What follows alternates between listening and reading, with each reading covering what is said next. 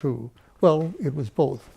Strictly speaking, after the both bombs had been dropped, the Air Force wanted to continue to show their major role in the ending of the war, and Hap Arnold sent 1,000 planes and a 1,000-plane raid over Japan on August 14th, knowing that the emperor was about to surrender, issue a surrender. And the surrender came before the planes had returned from Japan. That came after the bombs.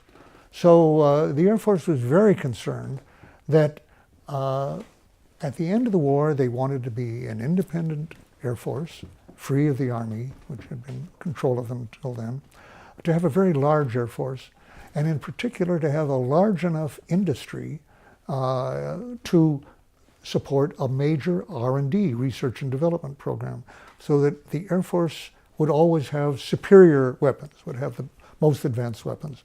And for that, you needed a large R&D effort. And for that, it turned out, you needed something much more than commercial sales of airplanes. You needed government purchases to keep these firms profitable. Actually, since I wrote the book, I've been researching that more than I had before, and realized from various books I could give, one by Kofsky and some others, that in 46 and 47, firms like Boeing and Lockheed and others, which had depended on sales to the government, found they could not survive, really, in the post-war period simply on commercial projects. Ford and GM, who built most of the planes, went back to building cars.